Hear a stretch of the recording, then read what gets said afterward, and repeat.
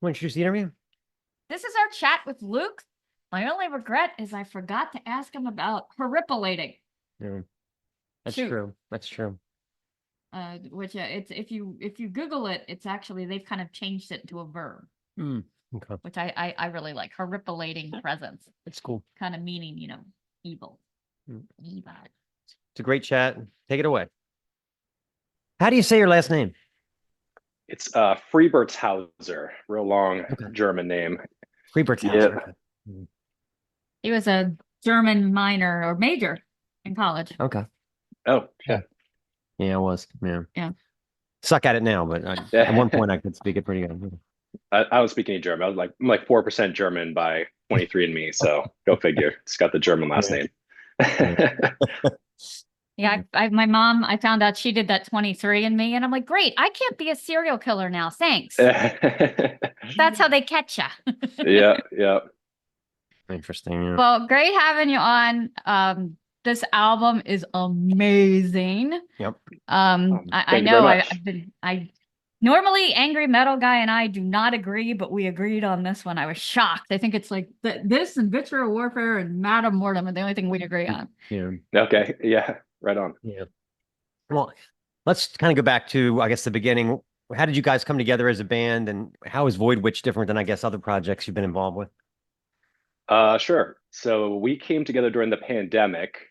Okay. I guess to kind of take a step back for like the whole chronology, our drummer Adrian and one of our guitar players Jason, they had played in the 2000s together in like some metal bands around the Austin area, a band called Azoth, I think another band. Yeah, so they kind of known each other for a long time. They're the two like Austin natives in the band.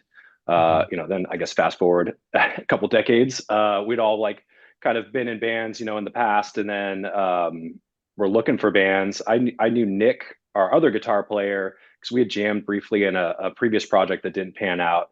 And it was during the pandemic.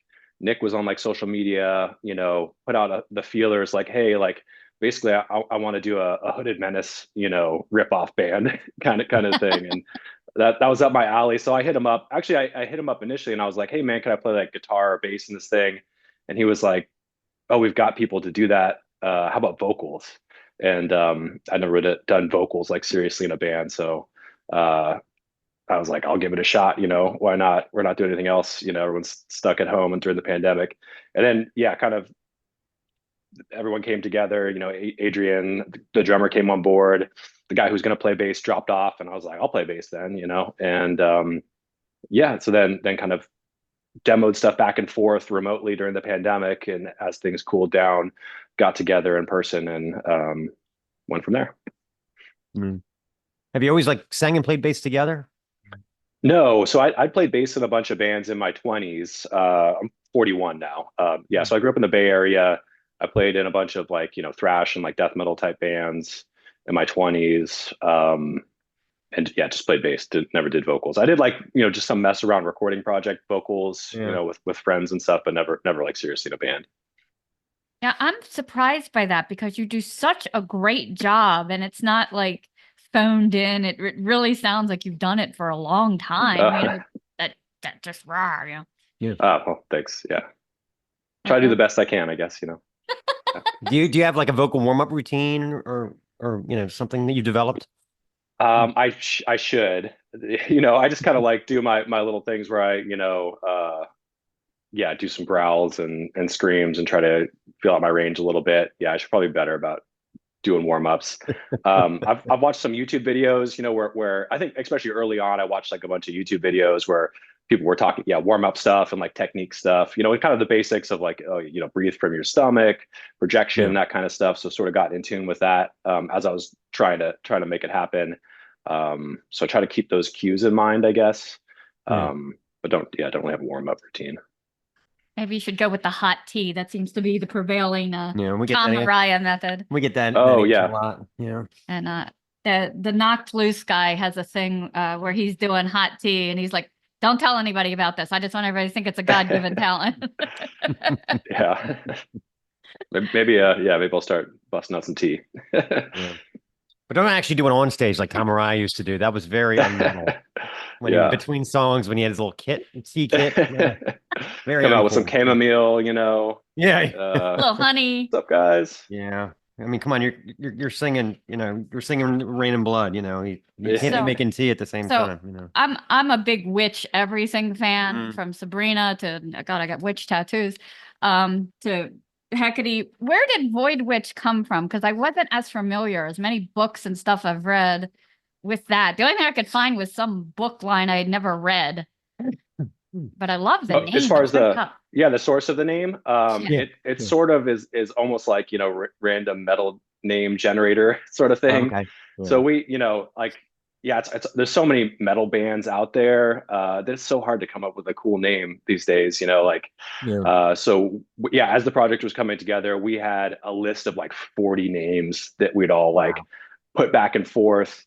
We couldn't really agree on a name. There was another name that I actually liked better that maybe will be like a song title or something at one point. Okay. I came up with Void Witch. That was like one of my contributions. And we put it out to like a bunch of our friends, sent out like a survey monkey or something, it was like, hey, everybody vote on these band names, and like let us know what you like. And Void Witch was the one that came out on top. So we went with that. Yeah, when we were coming up with the name for the show, we picked Snaggletooth because I want to get as close to Motorhead as I can without being sued. And Snaggletooth was right up on the edge. Like, if anybody who gets this is going to know that it's a Motorhead reference, So Yeah, right, but I don't want to get sued. Yeah. Yeah. Yeah, but I really, it's a good, nice, powerful name. It is and good, I yeah. love kind of the way your artwork is kind of almost medieval looking. The demo really confused me because at first I thought, oh, that's supposed to be multiple people under that hood, and then I'm like, wait, there's 5 legs. That doesn't add up. Yeah. Is that a 5-legged beast of some sort, or? Yeah, so that character, the Wanderer, was that was a product of Josh House, who's like an artist. We've worked. He did the artwork for the demo and for our EP.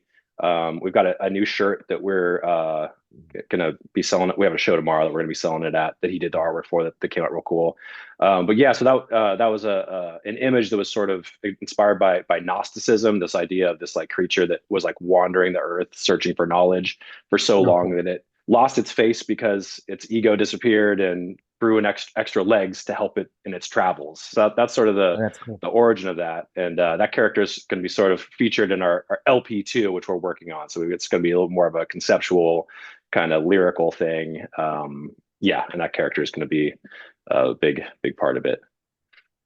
Yeah, I was laughing because I was like, every time I go to buy a shirt, because I saw that one, and Mark says don't, because every time I buy a shirt, there's a problem.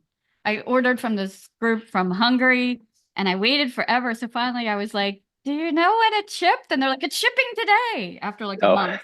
Her shirts never come if she orders them. It said it's delivered. It never got here. Yeah. And then the one I ordered ended up, you had it because it was a really big small or something. So he's like, I'll order the shirt. Well, the one time it was really bad because one band we interviewed, they were like, we sent you a shirt and some out of print 7 inches, and then that never showed up. And I was like, oh, No that shit. Our sucks. post That office sucks. box here. Yeah. Really bad. Yeah. I'm about to go down there and bang some heads together. So the rule is I order all the swag, like, because if I order it, it doesn't matter. If I order from Mexico, it'll be here tomorrow. But if she orders it, it never shows up. I don't know what it is. So, Yeah, we've been guilty of some of those late orders, just like, especially before the album came out, because we wouldn't get like orders that often, we'd Yeah. and then all of a sudden we get like a message on Bandcamp like, hey, where's that shirt? Like, oh, we got a shirt order. Uh-oh. Like, someone's got to get to the post office. And so yeah, sorry any Void Witch fans that had to wait for a while for your stuff. Yeah, but we're trying to be more on top of it now. It's DIY. Yep. Yeah. So it seems like for the writing credits, all of you kind of have some. Who kind of focuses on what, or is it kind of a group thing, like jamming? It's kind of both, and it's becoming more and more both of those things. So we started remotely, where everything was kind of demoed back and forth, yeah, Jason and Nick write the majority of the music. I write music too. I've got, like, for instance, one song on the album, and then the two of them wrote the rest of the stuff. And then we tend to bring things. We demo stuff individually, like write a song at home, and then demo it with, guitar, like, guitars and harmonies. And, Nick writes bass lines. He writes some pretty cool bass lines. Jason usually just leaves the bass off, and then put just some scratch drums on there with just programmed drums. And then we bring that to the group, and we kind of listen to all the demos and then decide like what we're going to go forward on. And then we kind of workshop some of it, like, hey, this one section maybe drags a little bit. Let's like cut that in half, and or whatever. Like some arrangement things happen. Sometimes people have ideas for, hey, I feel like this should go here or something like that. So it starts as sort of an individual thing, and then becomes collaborative as it's brought to the band. And then we'll kind of, as we figure out the songs we're going to go forward with and develop as a band, those are the ones that I start writing lyrics for, and then figuring out the vocal patterns and stuff. How often do you guys get together to like jam or practice or whatever? It kind of depends on where we're at and sort of our priorities. We all got crazy schedules, and so it's hard to get together as much as we'd like. Like we got a show tomorrow, so we've been jamming like twice a week for the last couple weeks. Cool. But yeah, it kind of depends. Like our drummer, he works with touring bands, so he's like on the road, and just not here. And then the rest of us got kids and crazy schedules and stuff, so it's all kind of a jigsaw puzzle of getting together. I know. Good drummers are in demand. I know. Yeah. Yeah, Big time. Yeah. I never know how they like do it, where they're like, they're in 11 bands. I'm like, especially in Scandinavia, it's crazy. Like these guys will be in like 12 different bands. It's crazy, and they're all active. Yeah. We've got Adrian all to ourselves, luckily, knock on wood, but yeah. Yeah, I don't think he's got time for another band, so that's probably why. Oh God. I really like the flavor you guys add. I love like your credit taglines where you're the throat and the fundament. I've never heard that called that before. And then everybody has their own names. I like the void and the for the guitar. Oh, yeah, voids and stuff. I think Nick came up with all that and just threw that on there. Yeah. Vibesman and the drum Vibesman. Yeah, voidsman and vibesman. Yeah. I like the way you come up that you refer to Austin as multifarious oblivion. Do you like Austin? And like what's the scene like? What are some bands that you think are cool that you play with? Yeah, there's a little scene here. I think that sort of the scene right now is suffering a little bit just from sort of the growing unaffordableness of Austin, I guess. I'm not from Austin. I've been here for about 10 years. I grew up in the Bay Area in California. And I like it here. The summers can be brutal. So, definitely miss the Bay Area when it's 105 for like a month and stuff out here. But let's see, where was I going with that? Just some bands that you might like playing with. So Orodrum's like a black metal band that we really like out here. We played with them a couple times, although I think they may be relocating to the Pacific Northwest, unfortunately, but maybe we'll go visit them out there at some point.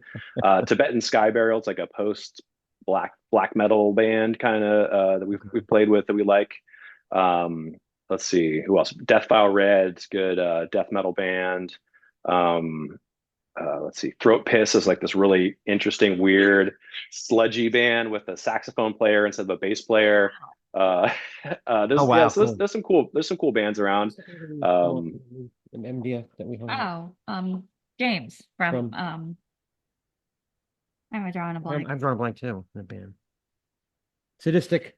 Sadistic Force. Yeah, they're awesome. Yeah, James is awesome. Yeah, we've played with them before. We've had him on the show. He came up to MDF and we were hanging out watching bands together with him. So him and his girlfriend. Yeah. So very cool. Yeah. He's awesome, dude. Yeah. I've seen them play a million times. We played with them and they're great. We're sharing our secret. We have a cooler hidden in a secret spot because it's ridiculous. The drink prices are ridiculous. The drink prices are so ridiculous. So in between shows you have to sneak, to the cooler and back, Mm-hmm. Yeah, we can't reveal our It's like can't reveal our festival drinking secret, but it's very effective. Very effective. Yeah, that's awesome. Yeah, it's really good for MDF. You can keep sandwiches in there. Yeah, it's great. Like if you feel kind of homeless outside, save your money for merch. Yeah. So yeah, I've never been, but maybe one of these years. Yeah, it's Yeah, it'd be great. good. Yeah. It's exhausting, but it's great. So Yeah, You all are in Baltimore, is that right? yes. yeah. Oh, cool. Yeah. So our Yeah. guitar player Nick is from Virginia, but he went to school in Baltimore, and so he's like Oh, cool. a diehard Ravens fan. All right. Yeah. We can't play shows on Ravens game days sometimes, and that sort of stuff. Yeah. That's Yeah. funny. That's funny. Yeah, we got rid of our regular TV package, so now most things, if it's not one of those streaming platforms, I turn on the local radio. And this guy that does like the color commentary, when he gets excited about the Ravens, he sounds like Kermit the Frog. Yeah. He goes to this, woo, woo, woo, Yeah. and it's like, but he won't tell you what happened. He'll just be like, oh my God, oh my God. Right, Like, exactly. tell us what happened. Yeah. Is there a streaker or what? What's going on? Did he get eaten by a tiger? I don't know where to Yeah. Yeah. I know. Right? So the label, was it Everlasting Spew? How's it been experience with them? Yeah, it's been good. They sort of reached out to us when we got our demo out. I think they found us on Twitter. Nick and Jason are sort of Twitter people. I can't do it myself, but they're active on there, and I think they'd gotten it out and it got some notice, and that sort of ended up precipitating that relationship. So they put out an EP that was sort of like our demo plus another song that we recorded, and then this album, which has been cool, and it's got Cool. I think because of them we got like a bunch of cool press and that kind of stuff. They're working on a vinyl release for the album, which don't have an ETA on that, but pre-orders should be dropping soon, is my understanding. So, yeah. Do you know if you're planning on going with like any kind of colored vinyl with a splatter or just colors? I hope so. I am not quite sure just yet, but yeah. Hopefully that'll be the case. A bunch of the other bands that they've done recently, like Nuclear Tomb, had a really cool colored vinyl variant that they did. So I'm hoping we'll get on that too. Yeah. Really cool. I really love your unique sound, that kind of black metal, but you throw in those, heavy metal guitar harmonies. Who kind of was the person who kind of figured out that would be a good blend because it works so well? I think that kind of just came naturally with what our influences are. We're all about like 40-ish. So we've been around for a long time. We've been listening to metal for a long time. We've got a lot of different influences. Death Doom is like sort of our mission statement for sure, and we want to make sure our music fits sort of in that genre. But yeah, we bring a lot of traditional heavy metal as well as like old school Death Doom stuff, and death metal and black metal sort of influences, and so we try to synthesize all that into something that works for us and that makes sense and kind of pans out in the practice room. And that's been just sort of having weird melodies, cool guitar harmonies, with ripping death metal parts here and there. That's sort of what we like to do. That's our happy place. Yeah, I like the way you blend the death and the black and the doom and the harmonies, and it really works together. I liked the new like Blood Incantation album, but afterwards I always feel like I've been on an acid trip because you're in death metal 1 minute and then all of a sudden you're like in Jethro Tull and then you're in Rush and I'm like, woo, okay. Yeah. It's I do really like that album. Yeah, that's a cool journey. Listen, but it's good too. But I like kind of your version better. Yeah, well, that's a big compliment, but yeah, thank you. I guess I'm a purist that way. We've seen them like 3 times. Yeah. Blood Incantation, yeah, 3 different times. Yeah. So for Grave Mistake, is the story of the exhumed witch based on like is that made up or is it based on like a legend or something like that? It's sort of King Diamond fan fiction, actually, or I should say Merciful Fate fan fiction. But King Diamond's sort of lyrics. There's a lot of the witch Melissa and all that kind of stuff. So it was sort of like based on that sort of like lore, I guess, is where I was going with the story there. And then there's sort of Nick wrote that song, and a lot of times they come. Every song comes with a title that the person who wrote the song comes up with, and sometimes we change that, but that was his title, and then I sort of just with no other information, he doesn't really have a story to it. He's kind of was like watching a Mario Bava movie and like came up with some of the melodies, and that was sort of what we knew about it. And that's sort of just where I went with it. I think that there's like a sort of in the first third of the song, there's kind of real gallopy, kind of old school metal kind of riff that made me think of Old Merciful Fate and stuff. And I think that's kind of got me in that vibe for the lyrics. Yeah. Yeah. Yeah, I also really like that malevolent demerge, which always sounds like demerge. Yeah. Even logistics, he hates demerge. But I love when you draw out almost that channy, that blood to blood, flesh to flesh. It almost sounds like, you know, the old school where ashes to ashes, dust to dust. Is that kind of like, you know, supposed to be like a kind of almost an incantation like that? Yeah, that's what I was kind of going for. You know, I mean, that one's sort of like a Lovecraftian story there of, you know, this sort of warning to the listener of like, you know, don't do this thing, otherwise XYZ is going to happen. You know, and then yeah, that part, that chanting part was, yeah, sort of tying into that of like, yeah, don't read this incantation, you know, from the crypts, otherwise, you know, you're going to bring about, you know, awaken this demiurge who's going to mess things up. So Wreak yeah. havoc. Yeah. Yeah. I kind of like the whole concept of that, you know, the being who creates, but he's a bad, malevolent, evil thing. Yeah, that sort of ties into Gnosticism a little bit too, which, you know, I don't know how familiar with that. There's a lot of Gnosticism sort of stuff that various metal, you know, sort of artists touch on, and something that I kind of got into because Josh House, that artist, made that character, you know, based sort of from Gnosticism. So I started doing some reading and learning about that kind of stuff. But they have this idea that the material world was created sort of in this very flawed way. Like, you know, the material world is sort of like inherently flawed and evil, and then enlightenment is like escaping from that stuff. So then the demiurge are these sort of keepers of mankind from reaching sort of the next level. These like sort of malevolent creators of this flawed world. So yeah, it kind of ties into that. I definitely think they have a hand in modern day times. It seems like the Falcon is going farther and farther from the Falconer. So I love that whole kind of sentiment. So I also really love the idea of the stalactite with 1,000 eyes. Yeah. Is there any reason you went with stalactite instead of stalagmite? I always have to think tights from the ceiling, mites from the floor. Yeah, I think that I just like that word better. You know, that was a song that I wrote for the album. But Gotcha. yeah, and I mean that one's sort of about this idea. I get like the concept of that song was sort of this idea of the dark part of your subconscious, you know, is waiting to pull you into its depths. It's like always watching you, even though, you know, it's not really in your conscious mind. There is this tendency towards you know, the negative depression and just kind of doom spiraling, you know, with your life, not realizing your sort of goals and everything like that. There's these parts of your mind ready to sabotage you. You know, we're all sort of our worst enemies, I think, and that part of you know, that part of your subconscious was sort of what I was talking about. And this, the idea of that it's watched, it's got 1,000 eyes, it's in this dark cave, and you know, it can see you, and yeah, that was the inspiration for that. Have you ever been in like a big underground cave?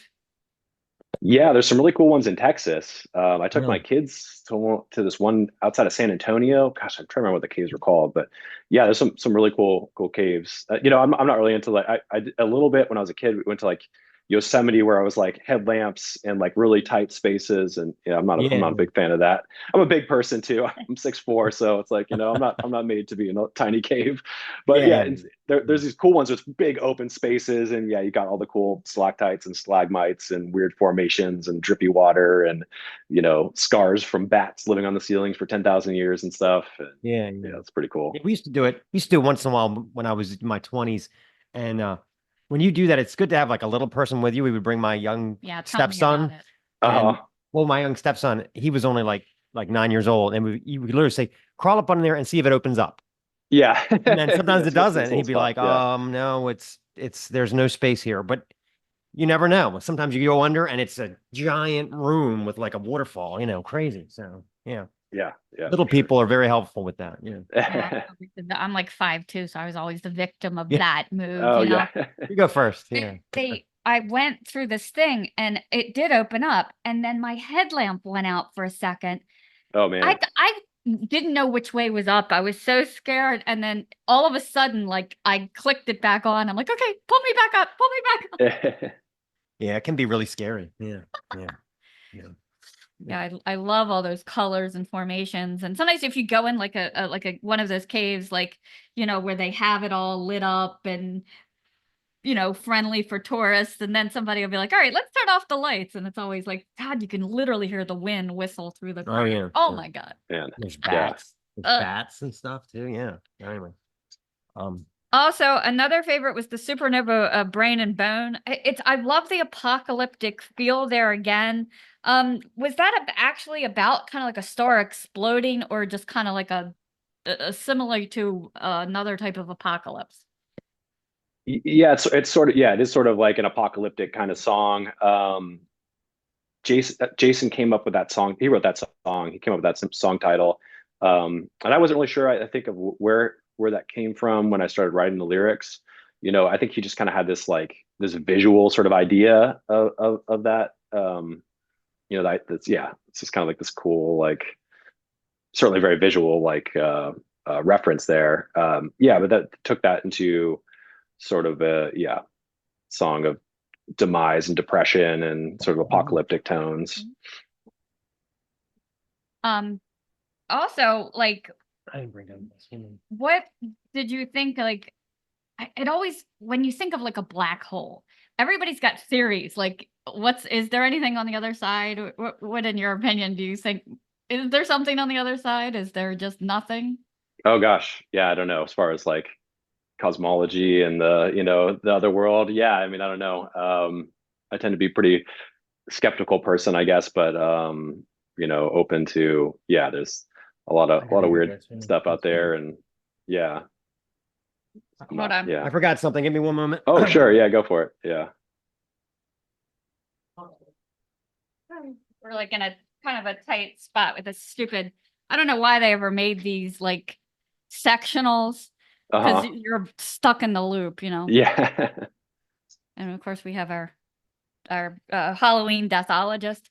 Oh, that's cool. Very Yeah, cool. well, Mark was away on business last week, and I was coming down here to do laundry, and he scared the hell out of me. I was like, it was because it was 6 foot tall guy standing there. I was like, ah. Forgot he was plugged in down there and Oh my surprised God. you.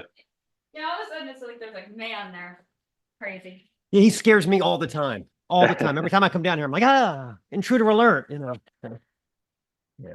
So, and then for the second demon, I was trying to figure out, is that like the second demon that was made, or what's the kind of significance there?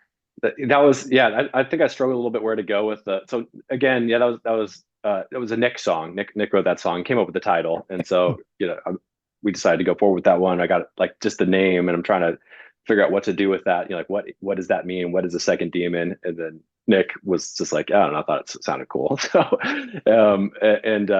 I sort of took it into as far as lyrical meaning there is like this idea of sort of in life, a lot of times we sacrifice our current situation because we're looking for something in the future, and sometimes Right. that's for a good reason. Okay, you got to like get through this little season in your life for this goal. You're going to save up money, or you're going to get through some sort of program or something. But I think a lot of times, and I think I find myself in doing this too, where we sacrifice things unnecessarily of like, okay, we're going to like not spend time with our kids. We're not going to, do the things that fulfill us. We're going to put that away so we can, work for the promotion, with our like shitty corporate job or whatever, and you're kind of, you're just toiling and like working towards this thing. And then once you get there, what you realize is it's just more bullshit on the other side. It's the next step is the second demon, there's nothing but more toil, more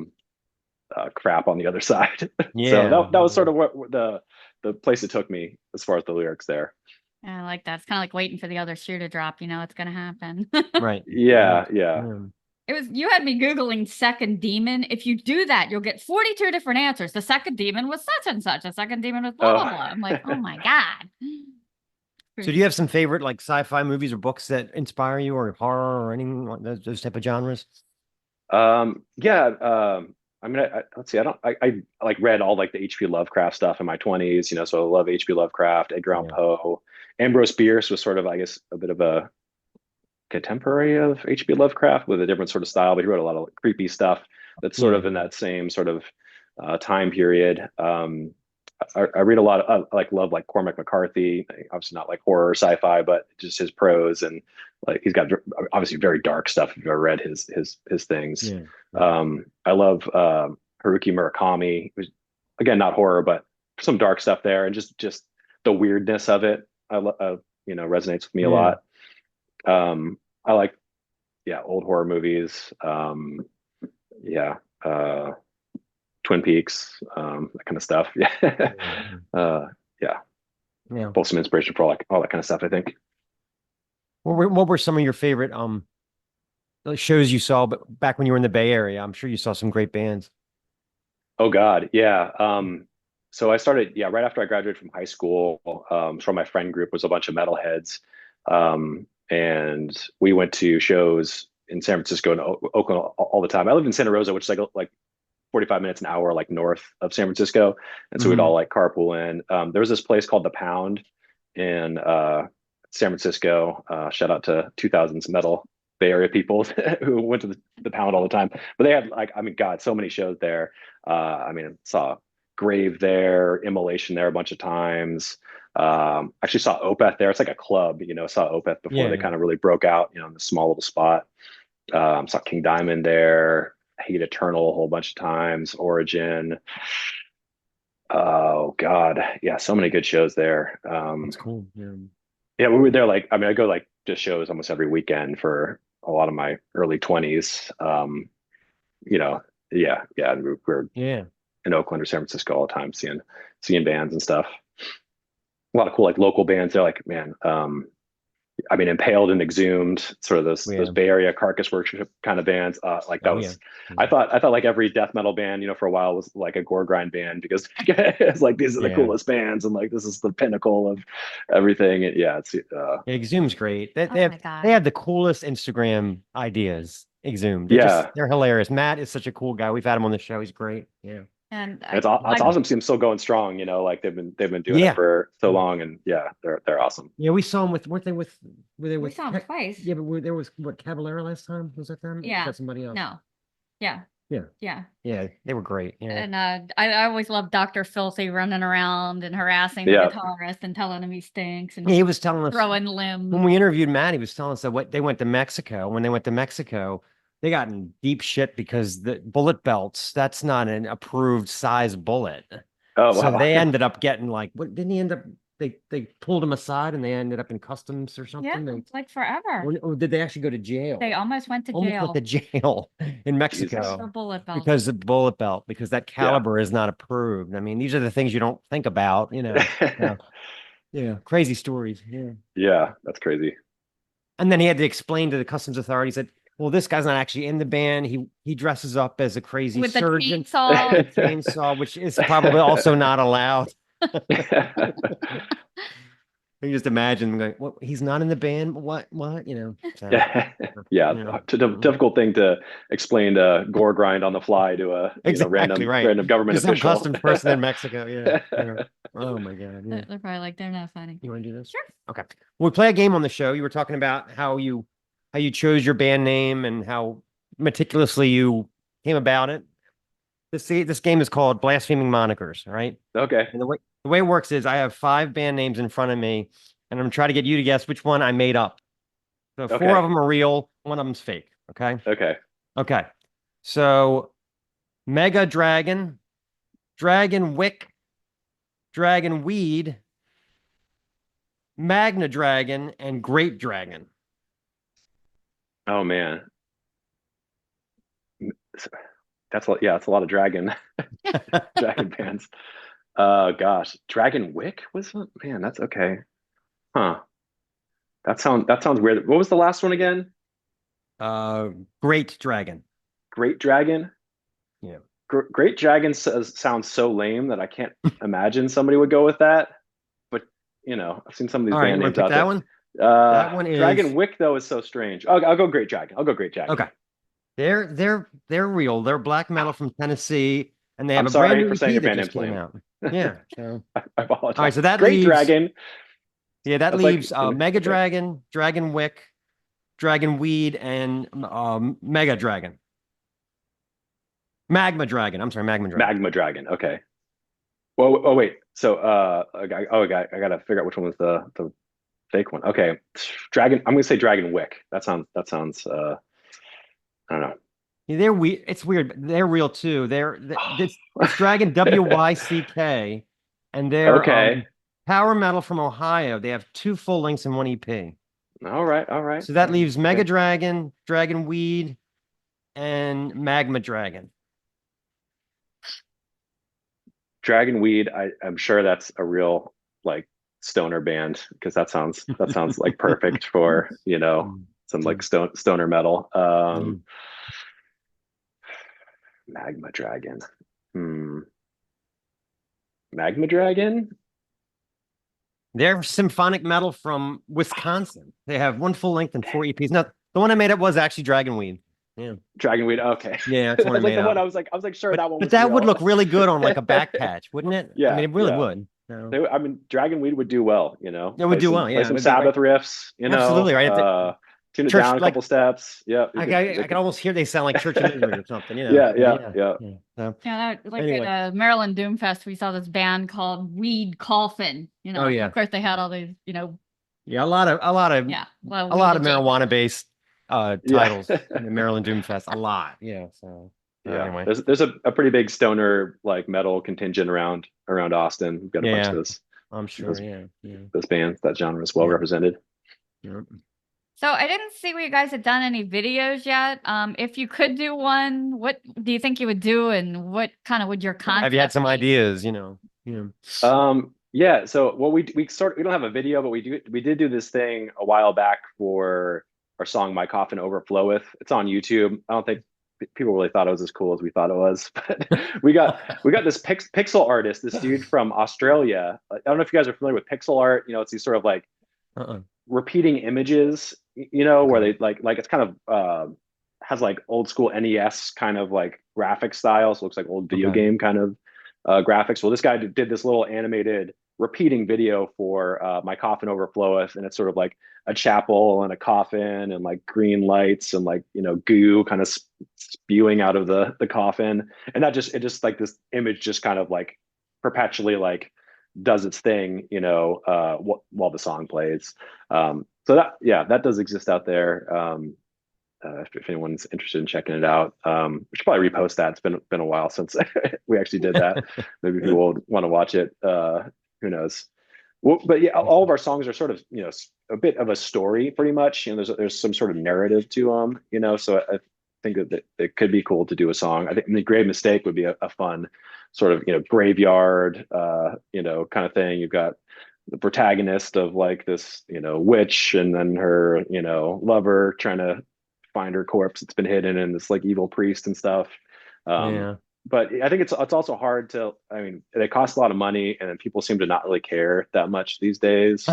So maybe someday if we're in the position where we've got like money to burn, and I've got some friends who are like in like do movie stuff or are plugged into that, so we could find the personnel, I think, to make it happen if it came up. But yeah, you could always just drag all your stuff out into the woods and do a performance. It seems to be popular. Yeah. I think that it's hard to, well, it's not hard, but it's you want to draw, if you're especially doing something low budget, like making sure it doesn't just like look kind of low budget and cheesy. It's like there's some line between like with where you gotta like let's not spend too much, but let's not like make it so cheap that people think it looks cheap or looks just lame or something. But yeah, one of these days we'll maybe do something. It seems like in the post MTV world, I mean, some bands have done some really cool stuff, out there, but it's just there's maybe not as much demand to watch those, or people aren't as used to watching them. I don't know. Although, I mean, a lot of people will tell me that they get their music on YouTube. Like I hear that a lot. Yeah. I'm like, really? That's where you watch music, or that's where you listen to it? Yeah. But I've seen more comments like that. But I guess it's some contingent out there that's their way to get to it. I mean, there's some really good ones, like that Skeletal Remains video with the serial killer. Yeah, that's a really good one. Yeah, that one is cool. Yeah, and then that band Lucifer, they have that video where she's on the cross, When we interviewed her, she was telling us all about it. Oh, Because okay, that's anytime I cool. see something like that, I'm like, I know there's a story there. If you had to crucify yourself, Yeah. And Yeah. sure enough, Maybe one she of these got days. stuck up there, and yeah. Oh So man. yeah, yeah. Yeah. They kind of have this they're new, but they kind of have a lot of Black Sabbath sound. They're called Castle Rat. They Okay. do Yeah. this shtick like where she's the queen and there's this plague guy and this other crazy Costume. costume They're all trying in to kill her. costumes. Yeah, and they. Worst sword battle ever in a video is Castle Rat. It's Yeah. the cheesiest thing you ever seen, but They blew up huge though. They're huge. I mean, that show sold out. We Yeah. were lucky to get tickets to that. It was them and Greenlong. Greenland. Yeah. Oh, cool. Green Lung's cool Yeah. too. Yeah. Yeah. So Yeah, it I'm was listening a to good little show. Castle Rat. I haven't watched that video, but I mean, sometimes cheesy's your vibe that you want to go to, so Yeah. go for it. Yeah, So if maybe you it do it works. right, Yeah. if you do it right, yeah. Yeah. If it's tongue in cheek and the right way, Yeah. then it's all good. Yeah. Well, we hope to maybe get. I know you guys are busy, and I think you have a show coming up. In fact, tomorrow, right? Yeah. Yeah, we're playing with Deathgrave tomorrow. Deathgrave, Cryptic Void, which is like a grind band from Houston, who are really awesome. We played with them actually with Thraw a couple months ago, when they were coming through. And then let's see, Intersect, which is like a D beat band from Austin's playing too. So that'll be fun. Our next one after that, we're playing with Gravesend and Flesh Rot and Skeleton. It's gonna be December 6th. That'll be our next show. We try to hit like every 2 months. That's what we're playing. So we're Okay. that's about our pace, is playing every 2 Gotcha. months or so. So that'll be our next one in December. We're thinking about, well, it's kind of all in the ether right now, but another local band. Oh, Left to Rot is also another awesome local Austin band, death metal band. We're thinking about hopping on like a little bit of a South run with them, so we'll see if that pans out, but that'd be really cool. Get out of Texas perhaps for the first time. So we'll see if that pans out. Yeah, you ought to do a little East Coast tour and head up this way. Yeah, one of these days, We'll be maybe, there. We'll be there. Yeah, we sort of have a little, we've kind of come. We're never going to be able to do like a 6 weeks in a bus or van kind of tour, just because we're schedules and kids, and it's just there's speed. But like doing like three-day runs here and there, it would certainly be possible. So we started to explore that and see like which areas would be good. And yeah, the Pacific Northwest and like the East Coast are like the two places we would want to go for sure. So to like fly out and do a couple things and fly back, or who knows. We'll see if it works out.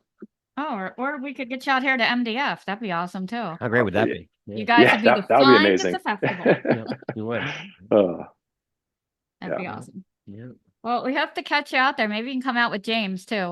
We've seen him a couple times. Yeah, he's got some cool video stories. Fake blood, real blood. Yeah, he's done it all. Lunch meat. Throwing lunch meat around. Yeah, he's got some interesting stories. Yeah. All right. Well, this was great. Thanks again for doing it. And thanks for interviewing us. Thanks for the review. Yeah, we appreciate the kind review of the album and stuff. This is the Snaggletooth Extreme Metal Podcast.